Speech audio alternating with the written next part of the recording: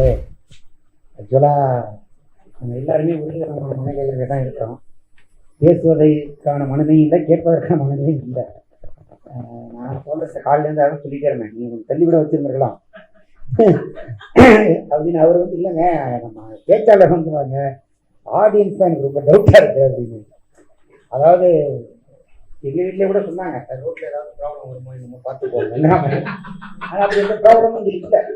அது ஒரு பெரிய மகிழ்ச்சியான விஷயம். ஓட்டு தான் நிறைய விழுந்துருக்காங்க, ரோட்டில் ப்ராப்ளம் இல்லை. ஒருவேளை விர்ச்சுவல் வாரியர்ஸ் எல்லாம் அங்கே போய் சண்டை போடுறாங்க, எனக்கு தெரியல. ஏன்னா அவர் நன்றி சொன்னதே விர்ச்சுவல் வாரியர்ஸ் தான் ஃபஸ்ட்டு நன்றி சொன்னார், மக்கள் கூட அவர் நன்றி சொல்லலை. ஸோ அந்த மாதிரியான ஒரு இக்கட்டான சூழ்நிலையில தான் நம்ம வந்து இங்கே குடியிருக்கோம்.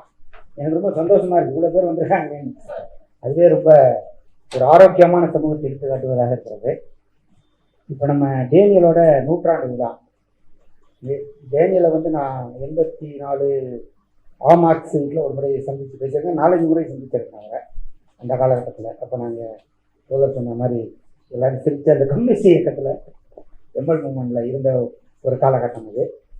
அப்போ அவரோட அவங்க மகள்னு நினைக்கிறேன், ஒரு நாள் அருமையான ஒரு ஈழத்தினுடைய அந்த தேயிலை எடுத்துகிட்டு ஒரு பிரமாதமான ஒரு டீ போட்டு கொடுத்தாங்க. கிட்டத்தட்ட அது இப்போ கூட எனக்கு அந்த டேஸ்ட் தெரியுது, அது மாதிரியான ஒரு டீ. அப்புறம் நிறைய விஷயங்கள் பேசினார். அவரோட மரணத்தில் கூட நாங்கள் கலந்துக்கிட்டோம். அந்த ஆத்தங்கரையில் கொண்டு போய் அடக்கம் செய்கிறது அப்போ நடந்த நிகழ்ச்சி, எல்லாமே ஒரு நிகழ்ச்சியோட அப்படியே ஒரு நிகழ்ச்சி தான். கிட்டத்தட்ட ரொம்ப 84ன்னா நிறைய வருடங்கள் ஆகிவிட்டது.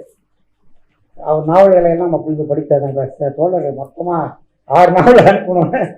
இப்போ இந்த படிக்கிற 6 நாவல் படிக்கிற ஒரு பெரிய சிரமம் இல்லை. ஆனால் இந்த 10-15 நாட்களாக நம்மளால் எதுவும் படிக்கவும் முடியல, அதை படிக்கிறத வந்து உள்வாங்கவும் முடியாத. ஏன்னா நம்மளே ஒரு விர்ச்சுவல் வாரியர் மாதிரி நிறைய ஃபேஸ்புக்கில் சண்டை போட்டோம். இப்போ போட்டுக்கலாம் நம்ம பதில் சொல்லணும். ஏற்கனவே நிறைய பேர் வந்து நம்மளை 4ஆம் தேதிக்கு அப்புறம் வாடா அவங்க பார்த்துக்கிறேன் அப்படிங்கிற அளவுக்கு மிரட்டி நிறைய பேர் போயிருக்காங்க. அதனால நம்ம இப்போ என்ன செய்யறது, ஓடுறதா வெளியிறதான்னு தெரியாத ஒரு மனநிலையில தான் நம்ம இங்கே இருக்கிறோம். அதுக்கப்புறம் தலித் இலக்கியத்தில் டேனியல் வந்து ஒரு மிக மிக முக்கியமான வரவு. ஏன்னா 84லாம் பார்த்தீங்கன்னா தலித் இலக்கியங்கிறது ரொம்ப அரிதான ஒரு விஷயமாக தமிழ் சூழலில் இருந்தது. இலக்கிய உலகத்தில் உலகம் எல்லாருக்குமே தெரியும், நிறப்பிரிகையெல்லாம் 90க்கு பிறகு தான் வருது. ஆனால் 84-85 காலகட்டங்களில் இவர் தான் அந்த முழு நாவல்களை கொண்டு வர்றாரு. அப்போ நிறைய இந்த தலித் இலக்கியம் பற்றி ஒரு பெரிய புரிதல் இல்லாமல் இருந்த ஒரு காலகட்டத்தில் அவரே அவரோட முன்னுரைகளை குறிப்பிடுறாரு. என்னை வந்து எந்த காலத்தையோ பிரச்சனையை பற்றி இவன் பாதி எழுதிக்கிறான், தற்காலத்தையோ வரமாட்டேங்கிறாங்கிற மாதிரியான விஷயங்களை வந்து அவருடைய நாவல்களே சுட்டி காட்டுறது. அதனால தலித் இலக்கியத்தில் ஈழத்தில் மட்டும் இல்லை, தமிழ்லையும் கூட ஒரு முக்கியமாக. ஏன்னா ஈழத்தில் உள்ள தலித்துகளுக்கும் தமிழ் உள்ள தலித்துகளுக்கும் பெரிய வித்தியாசமாக ஒன்றும் கிடையாது. இங்கே பிராமணர்களின் ஆதிக்கம் கடுமையாக இருந்ததுன்னு சொன்னால் அங்கே வெள்ளாளர்களோட ஆதிக்கம் மிக கடுமையாக இருந்தது. இப்போ மீண்டும் ஒரு வெள்ளாளர்களுடைய ஆதிக்கம் தான் இங்கே மீண்டும் தமிழ்நாட்டில் வந்திருக்கு. வெள்ளாள கிறிஸ்துவ ஆதிக்கத்தில் என்ன பண்ண போகிறோம்னு தெரியல. ஒரு வினோதமான ஆமாம் அவங்க எல்லாரும் சொல்லுவாங்க, நம்ம வேணா வேற்று கிரகவாசிகளுக்கு வேணா தலைவர்னு சொல்லிக்கலாம். ஏன்னா நாம வேற்று கிரகத்தில் இருக்கோம்ல, அவங்க இருக்காங்கன்னாலே தெரியல, நம்ம தான் ஏலியன்ஸ் மாதிரி ஆகிட்டோம். அதனால தமிழ் இலக்கிய வரலாற்றில் டேனியலோட இடம் ரொம்ப ரொம்ப முக்கியமானது. அவர் குறிப்பாக அவர் தன்னுடைய நாவல்களை வந்து அதை பற்றி பேசும்போது ஒரு முக்கியமான ஒரு இதை சொல்றாரு. அது மட்டும் நான் படிச்சுக்கிறேன். ஒரு 5 விஷயங்களை அவர் மையப்படுத்தி தான் தன்னுடைய நாவல்கள் எழுதப்பட்டது அப்படின்னு சொல்றாரு. அதான் ஒரு பஞ்சகோணங்கள் அப்படின்னு சொல்றாரு. ஒன்று வந்து பரம்பரையாக அடிமை வைத்து ஆண்டு அனுபவித்து அந்த சுகபாவங்களை விட்டுக் கொடுக்க தயாராக இல்லாதவர்கள். உங்களுக்கே தெரியும், பரம்பரையா ஆண்டு அனுபவித்து இங்கே 2 விதமான செல்வங்கள் இருக்கு. நம்ம பொதுவாக பேசணும்னா ஒன்று வந்து கேபிட்டல், உங்களுக்கு எல்லாம் தெரியும், மூலதனம். இன்னொன்று கல்ச்சுரல் கேபிட்டல். இந்த பண்பாட்டு மூலதனத்தை தனது அடிப்படையாக கொண்டு தான் இங்கே பிராமணர்கள் உயர் ஜாதிகள் வந்து தொடர்ந்து ஒரு ஆதிக்கத்தை வந்து செலுத்திட்டே இருக்காங்க. அவங்க ஒரு அடிமையான ஒரு சமூகத்தை தோழர் கூட சேவை செய்யறவங்களெல்லாம் திறக்கணும்னு சொல்றாங்க. ஆக்சுவலாக சேவா வர்க்கம்ங்கிறதே வந்து சூத்திரர்களை தான் பகவத்கீதை குறிப்பிடுகிறது. சேவா வர்க்கம் சூத்திரர்களுக்கும் ஒரு சேவா வர்க்கத்தை அதற்கு பிறகு இந்த சமூகம் உருவாக்கி இருக்கிறது தான் இந்த சமூகத்தோட மிகப்பெரிய பொறுமை. ஏன்னா இப்போ பிரதானமாக பார்த்தீங்கன்னா உயர்ஜாதி பிராமணர்கள் அல்லது இந்த மூவண்ணத்து 3 வர்ணத்தை சேர்ந்த இருதரப்பாளர்களை விட சூத்திரர்கள் தான் இப்ப ரொம்ப சிக்கலான ஒரு அரசியல் நிலைப்பாட்டுல இருக்காங்க. அவங்களை திரட்டுவதை ரொம்ப சிக்கலான விஷயமாக மாற்றி நியூ பிராமணிக்கல் சிந்தனைன்னு சொல்லக்கூடிய நவ பார்ப்பனர்களாகவே அவங்க மாறி இன்றைக்கு சமூகத்தில் எங்கிட்டு இருக்காங்க. அந்த சூழலில் இந்த பாரம்பரியமாக வரக்கூடிய சொத்துக்களை சுகபோகங்களை வைத்துக் கொண்டு அடக்குபவர்களை பற்றி பேசுவது அப்படிங்கிறது தான் அவரோட அந்த பஞ்ச கோணங்கள்னு சொல்லக்கூடியது ஒரு முதல் கோணம். அதுதான். இரண்டாவது இந்த இளைஞர்கள், இது ரொம்ப ஆப்டான ஒரு விஷயம். இந்த இளைஞர்களால் மேற்கொள்ளப்படும் முயற்சிகள் கைகூடக்கூடும் என்ற நம்பிக்கையில் அவர்களோடு சேர்ந்து ஓடுவது போல பாவனை செய்து கொண்டு புரிஞ்சிருக்காங்க. இளைஞர்கள் தான் எதிர்காலம் சொல்லி அவங்களோட சேர்ந்து போற மாதிரி ஒரு பாவனை செய்து கொண்டு அவர் சொல்றது வேற, ஆனால் நீங்க தான் நடந்திருக்கீங்க. இளைஞர்கள் தான் எதிர்காலம் அப்படின்னு சொல்லி ஒரு 55 வயசால் மற்ற எல்லாரையும் பூமர்ஸ் நம்பலாம் இன்சர் ஜென்சின்னு சொல்ற மாதிரியான ஒரு அவலம் இங்க இருக்கு. அதுக்கப்புறம் பாவனை செய்து கொண்டு நாளைக்கு அவர்களால் கிடைக்க போகும் அரசின் அதிகாரத்தில் பங்கெடுத்து தங்களையும் தங்கள் உடைமைகளையும் காப்பாற்றி விடலாம் என்று எண்ணுபவர்கள். இப்போ உங்களுக்கு தெளிவாக புரிஞ்சிடும். இந்த இளைஞர்களை பயன்படுத்தி இவர்கள் மூலமாக கிடைக்கக்கூடிய அரசியல் அதிகாரத்தை பயன்படுத்தி கொண்டு நம்மை நாம் காப்பாற்றிக் கொள்ளலாம் என்று நினைக்கக்கூடியவர்கள். அது இரண்டாவது இவரோட நாவல்களோட கோணத்துல இவங்களை எல்லாம் தான் இந்த நாவல்ல கதாபாத்திரங்களாக ஒரு மாற்றம் அவர் வாழ்க்கையில பார்த்து இந்த மாதிரியான மனிதர்களை எல்லாம். மூன்றாவது பாயிண்ட் விடாப்பிடியான ஆயுத பிரயோகங்களில் அரசு அதிகாரத்தை பிடித்துவிட இளைஞர்களின் சக்தி மட்டும் போதுமானது என்று நம்புபவர்கள். அது யாருன்னு உங்களுக்கு தெரியும். அவர் யாரும் சொல்றாங்க, ஆயுதம் தாங்கி அந்த இளைஞர்கள் போராடி அந்த சக்தியே போதுமானது விடுதலை நினைக்கக்கூடிய ஒரு இந்த ஈழ விடுதலை இயக்கங்கள், எல்டிபி போன்ற இயக்கங்கள், ஆயுதம் தாங்கி இயக்கங்களை குறித்த இன்னொரு கோணம். இதெல்லாமே இவரோட நாவல்ல ஒரு அடுத்த ஒரு முக்கியமான ஒரு பாயிண்ட். நான்காவது, பல 100 வருடங்களாக இவர்கள் காலடியை கிடந்து இவர்களின் அடிமை குடிமைகளாக சேவகம் செய்து இவர்களால் இன்று வரை ஆளாய் கட்டி தோளாய் ஒழிக்கப்படும் எமது வாழ்வு. எமக்கு வாழ்வு கிடைக்க இன்றைய அரசியல் கிளர்ச்சி வழிகாட்டுமா என்று இயங்குவார்கள். இந்த மூன்றாவது சந்தர்ப்பம் அடிமைகளாக வைத்திருந்து அவர்களை ஆடு மாடுகளை போல அவர்கள் தோழர்களெல்லாம் முடித்து அவர்களை பல்வேறு கொடுமைகள் செய்து தோழர் சுற்றி காட்டினார் இல்லைங்களா, அது மாதிரி பல்வேறு கொடுமைகளுக்கு மின்னர்களுக்கு ஆளாக்கப்பட்ட மக்கள் நமக்கு ஒரு விடிவு காலம் கிடைக்காதா என்று ஏங்கி பல்வேறு இதுக்கு போறாங்க. அதையும் இவர் தன்னுடைய நாவல்கள். அப்ப அவரோட இந்த டைமென்ஷன் எந்த அளவுக்கு இந்த நாவல்கள் ஊடி இருக்கு பாருங்க. ஏன்னா இந்த நாவல்களை படிப்பதில் உங்களுக்கு ஒரு சிரமம் இருக்கும். ஏன்னா இந்த ஈழத்தினுடைய இந்த மொழி நமக்கு கொஞ்சம் பரிச்சயம் இல்லாததுனால சொல்லும்போது கூட போன தர ஒரு பெரிய ஆர்குமெண்ட் வந்தது. ஈழத்திலும் தான் தமிழ் தான் பேசுகிறோம், நீங்களும் தமிழ் தான் பேசுறீங்க, ஏன் ஈழத்தமிழ் அதை ஒதுக்கி வச்சுருக்கீங்க, உங்கள் தமிழை நாங்கள் புரிஞ்சுட்டு பேசுகிறோம். அந்த கோரிக்கை கரெக்டானது. ஈழத்து தோழர் தரப்பை கேட்டார், உங்களுக்கு இந்த தமிழை நாங்கள் தெளிவாக பேசுகிறோம், எழுதணும், எல்லாம் பண்ணுறோம், ஆனால் எங்கள் தமிழ் மட்டும் உங்களுக்கு ஏன் புரியலன்னு சொல்கிறீங்க, ஏன் நீங்கள் முயற்சி எடுக்க மாட்டேங்கிறீங்க கேள்வி. ஆமாம், தொடர்ந்து தான் அல்ல, தொடர்ந்து வாசிப்புலங்கிறது. நம்ம வட்டார வழக்குன்னு சொல்லி எவ்வளோ நாவல்களை படிக்கணும். தஞ்சாவூர் உள்ளவங்களுக்கு கோயம்புத்தூர் வட்டார வழக்கு புரிவதில் நிறைய வார்த்தைகள் கஷ்டம். அதனால இந்த இந்த மொழி என்பது கொஞ்சம் சிரமமாக இருக்கும். மற்றபடி தோழர் சொன்ன மாதிரி தொடர்ந்து வாசிக்க ஆரம்பிச்சிட்டிங்கன்னா அவங்களுக்கு அது ரொம்ப பரிச்சயம் ஆகிடும். ஏன்னா இப்போ சோபாசக்தியோட லாங்குவேஜ் பார்த்தீங்கன்னா அது வேற மாதிரி இருக்கும். இவங்க எழுதுறது ரொம்ப அந்த கிராமிய வாழ்க்கையை வெளிப்படுத்தக்கூடிய மொழியாக இருக்கிறவங்க தான். ஐந்தாவது பாயிண்ட், நிலச்சொந்தக்காரனையும் நிலமில்லாதவனையும் எஜமானையும் அறிவியையும் இனப்பிரச்சினை சுலோகத்தின் கீழ் ஒன்றிணைத்து இறுதியில் தமிழருக்கென மட்டுமே ஒரு தமிழ் சோசியலிச தமிழ் ஈழத்தை உருவாக்கிவிடலாம் என்று முடிவு கட்டுபவர்கள் ஆகியவர்களை இந்த 5 வகையினர். ஸோ 5 வகையான பீப்பிள். 5வது அவர் என்ன சொல்றாரு, இனப்பிரச்சனை எல்லாவற்றையும் பயன்படுத்தி ஒரு தமிழ் சோசியலிச அமைப்பை கட்டிவிட வேண்டும் என்று எண்ணக்கூடிய ஈழ தமிழர்கள். ஸோ இந்த 5 வகையான நபர்களை பற்றி தான் இந்த நாவலில் ஒரு திரும்ப பேசுறேன்.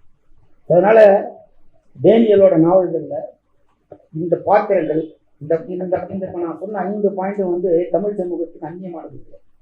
ஏன்னா நம்ம சமூகத்தில் நிலவக்கூடிய இந்த ஒடுக்கப்பட்ட மக்கள், கீழ்நிலைக்கு கொண்டு செல்லப்பட்ட மக்கள், இவர்களை பற்றிய அவதானங்களும் அவதானிப்புகளும் இப்போ நிறைய வருது. நிறைய தலித் நாவல்கள் இப்போ வருது. அது கிட்டத்தட்ட ஒரு பேரெழுச்சியாக இருக்கு. தலித் சிந்தனை என்பதும் கூட ஒரு மைய நீரோட்டத்தை நோக்கி நகரக்கூடிய தோழர் தான் சொன்னார். தலைவர் வந்த உடனே தலித் தலைவர்னு சொல்லுவார்.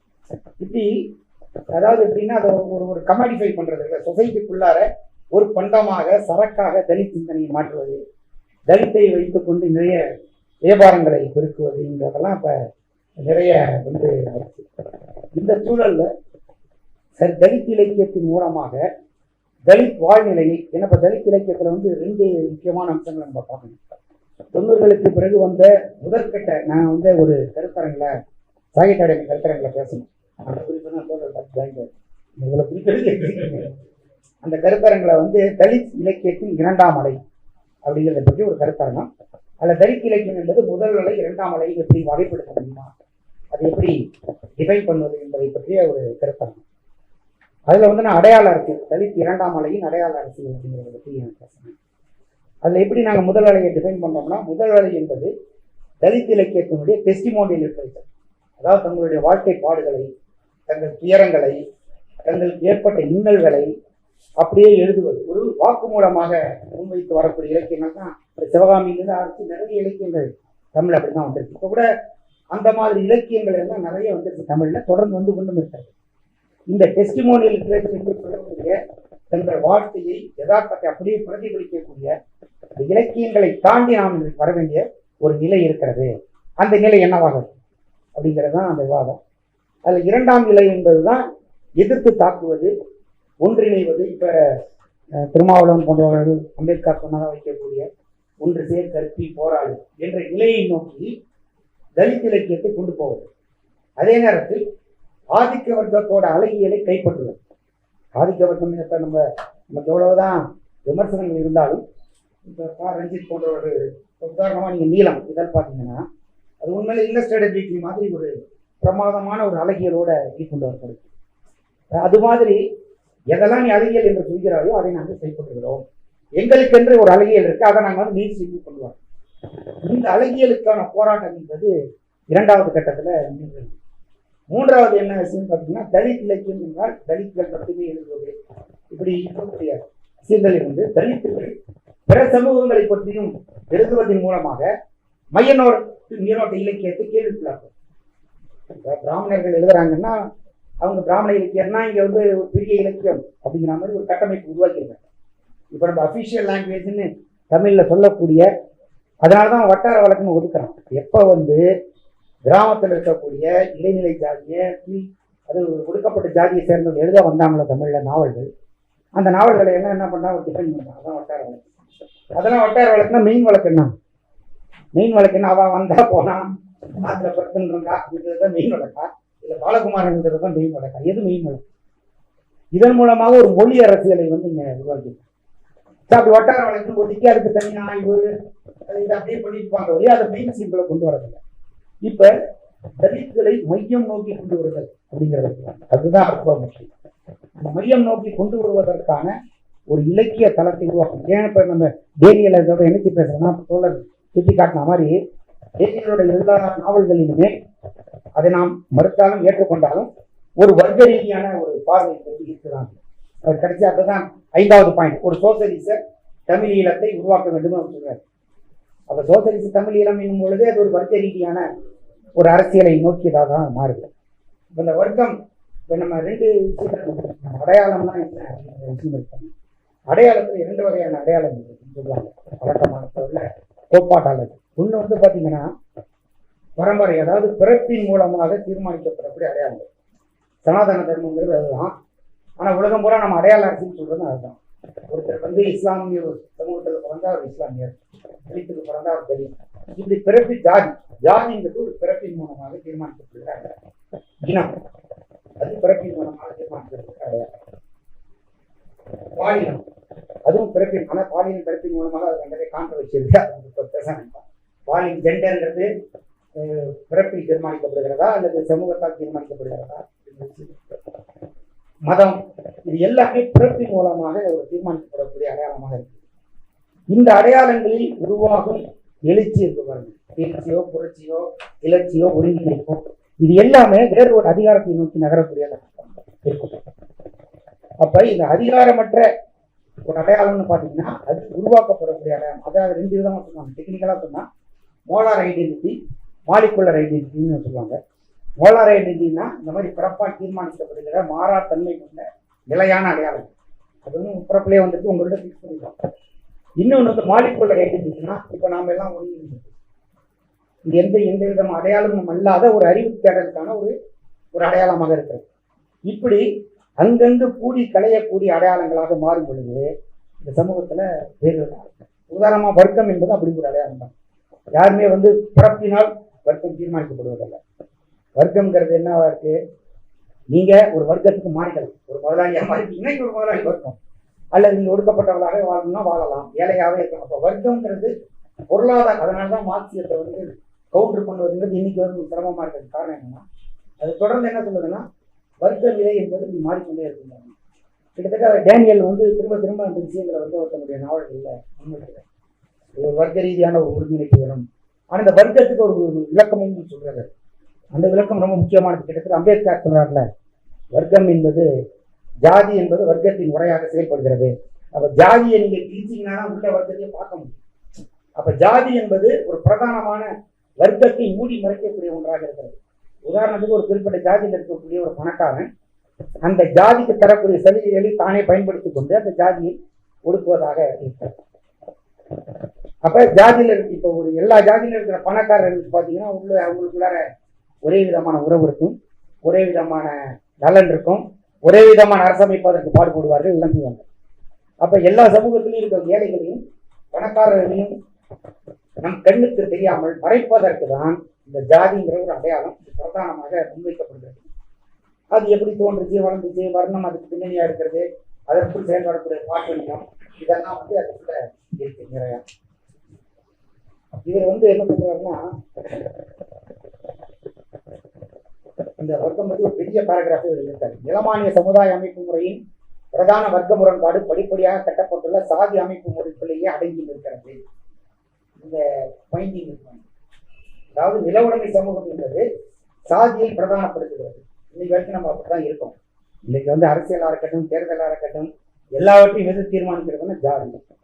இப்ப எல்லாரும் சொல்லிக்கிறாங்க, ஜாதியை மீறிய ஒரு பெரிய புரட்சி நடந்துவிட்டது, எல்லா ஜாதியும் விட்டு எல்லாரையும் ஜெயிக்க வச்சுட்டாங்கிற மாதிரியான ஒரு பொய்யை தொடர்ந்து பரப்பிட்டு இருக்காங்க. அதெல்லாம் நீங்க பேஸ்புக்ல பார்த்துருக்கீங்க.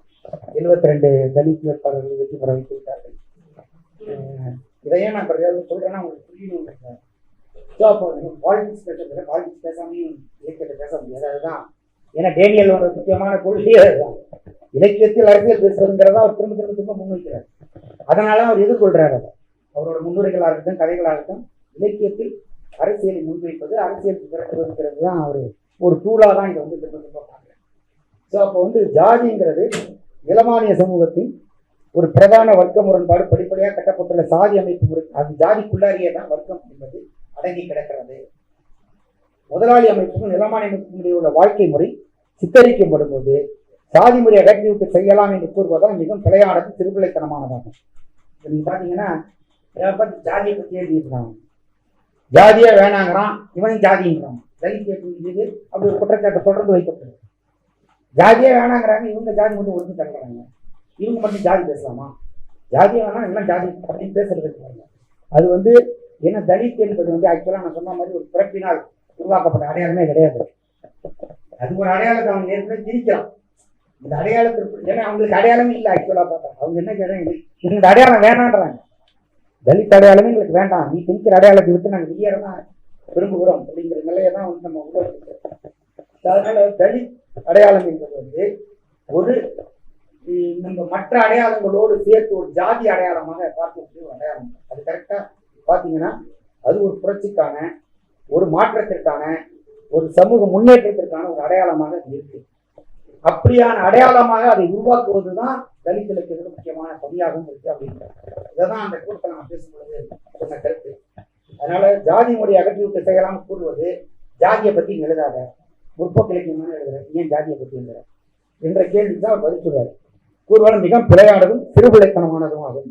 கீழ்மட்டத்திற்கு தள்ளப்பட்டுள்ள அந்த அடிமைப்பட்ட வர்க்கத்தை முழுமையான ஒரு வர்க்க போருக்கு மேலெடுத்து கொண்டு வருவது என்பது தேசப்பட்ட காரியம் அல்ல. ரொம்ப தெளிவா சொல்றாரு. நீங்க உங்க காலத்துல பாத்தீங்கன்னா தஞ்சை மாவட்டமா இருக்கட்டும், நாங்க இயங்கின காலத்திலும் சரி, இந்திய அளவிலையும் தலித்துகள் தான் கம்யூனிஸ்ட் கட்சியினுடைய பிரதானமான உறுப்பினர்களாக இருந்தார்கள். மிகப்பெரிய போராட்டங்கள், தலைவர்கள் எல்லாமே தலித் இயக்கங்கள் தான் உருவாச்சு. ஒடுக்கப்பட்ட மக்கள் மத்தியில தான் உங்களுக்கு கீழ்வண்ணி எடுத்தீங்கன்னா பல்வேறு கம்யூனிஸ்ட் கட்சிகளும் இன்றைக்கு அவங்கள்ட்ட தான் இருக்காங்க. ஆனா பிற்காலத்தில் வந்து இடைநிலை ஜாதிகளும் பிராமணர்களும் இந்த கம்யூனிச இயக்கங்களை முழுமையாக ஆக்குபை பண்ணாங்க. சிபிஎம்ங்கிற கட்சி வந்து கிட்டத்தட்ட திராவிட இயக்கம் வந்து பார்ப்பனியத்தை அடித்து துரத்தும் போது அது ஒரு பதுங்கு புள்ளியாக உருவானதுதான். சிபிஎம் எல்லாமே அதுல பதிட்டாங்க. வர்க்கம்னு பேசி வர்க்கம் என்று பேசுவதற்குள்ள அடுத்த சிக்கல் இருந்தாங்க. அடுத்தது அவர்களின் வாழ்க்கையோடு சேர்ந்து மலைப்பாம்பு போல அவர்களை சுற்றி கிடக்கும் சாதி முறையிலிருந்து விடுவிக்கும் பயிற்சியை அங்கு வைத்து அழிப்பதன் மூலம் தான் அந்த மலைப்பாம்பை அழிக்கும் உரியையும் அதற்கு மேலான பெரும் வர்க்க பொறுத்தவரை போக வைக்கும் நம்பிக்கை அவர்களுக்கு இருக்க முடியும். அப்ப தலித் கான்சியஸை உருவாக்க வேண்டியது தலித் இலக்கியத்தோட நோக்கம். அதுதான் அவர் சொல்றாரு. தலித் கான்சியஸ்ங்கிறது என்ன அப்படின்னா, நாம் இந்த நம்மை சுற்றி இருக்கக்கூடிய மலைப்பாம்பு போல் நம்ம இறுக்கி கொண்டிருக்கிற இந்த வாழ்க்கையெல்லாம் உடைக்கிறதுக்கு போராடி வெளிவருது. அதுதான் நான் சொல்றேன். அதுதான் தலித் இலக்கியத்தினுடைய இரண்டாம் நிலை. அதை நோக்கி இன்றைய தமிழ் இவர் வந்து 84 அதை எழுதுறாரு. இந்த நாவல் எழுதி இதுதான் அவரோட பஞ்சபர நாவலினுடைய 5வது நாவல் பஞ்சகோணங்கள். அந்த சீரீஸ் இதில் தான் முடிக்கிறாரு. பஞ்சபரனை துவங்கி அந்த நாவல்களை வந்து இதில் தான் முடிக்கிறாரு. இதில் தான் அவர் வந்து இந்த வர்க்கம், இந்த ஜாதி, இந்த பிரச்சனைகள்லாம் ரொம்ப தீர்க்கமாக அழைத்துக்கிறார். அப்போ அவருக்கு ஒரு தெளிவான பார்வை இருக்கு. அந்த பார்வையிலிருந்து வர்க்க ரீதியான அணி திரட்டலுக்கு ஜாதி என்பது ஒரு தடையாக இருக்கிறது. அது குறிப்பாக ஒடுக்கப்பட்ட மக்களுக்கு. ஏன்னா ஜாதியும் வர்க்கமும் ஒருங்கிணையக்கூடிய இடம் வந்து உங்களுக்கு வந்து ஒடுக்கப்பட்ட இன்னைக்கு சொல்லக்கூடிய தலித் மக்கள் மட்டும்தான். ஜாதியாகவும் ஒடுக்கப்பட்டிருக்கிறார்கள், வர்க்கமாகவும் அவங்க ஒடுக்கப்பட்டவங்களாக தான். அவங்க பெரிய முன்னேற்றம் இல்லை அந்த சமூகத்துல, ஒரு பெரிய முன்னேற்றம் இல்லை. அவங்க மெயின் ஸ்ட்ரீம் வருவதற்கான எந்த விதமான வாய்ப்புகளும் இல்லை. இதை பற்றி நிறைய சிறுகதைகளே வந்திருக்கு. நம்ம பிட்டுவா ஜெயித்தன் கூட ஒரு கதையில் பிற முட்டாய் காட்டாங்க. தன் ஊர்ல முட்டாய் விற்க முடியாது, எவனும் வாங்க மாட்டான், அது தெரியும். அதனால அந்த தலித் இந்தியாவர் என்ன பண்ணுவார், வேற ஊர்ல போய் முட்டாய் வித்துட்டு இருப்பார். இந்த சலங்கை அடிச்சு ஒரு முட்டாய் இருப்பாங்க, ஜவு முட்டாய் வித்துட்டு இருப்பாரு. அந்த ஊர் மக்கள் எல்லாம் வாங்கி சாப்பிட்டுருப்பாங்க. எவர் வித்துட்டு இருப்பாரு. அந்த ஊருக்காரன் வந்து பார்த்துட்டு இந்த தகாதோட இங்க வந்து என்னடா முட்டாய் விற்கிறேன் அவருக்கு அடிச்சு போட்டுருவாங்க. ஸோ அப்ப இங்க காஞ்சா இலையெல்லாம் படிச்சீங்கன்னா அவர் அதை பத்தி தெளிவாக எழுதியிருக்கிறார். ஒரு பொருளாதாரத்துல இந்த பண்பாட்டு மூலதனம் என்பது எப்படி தலித்துகளை வர்க்க ரீதியாக கூட முன்னேற விட மாட்டேங்குது. ரொம்ப முக்கியமான விஷயம்.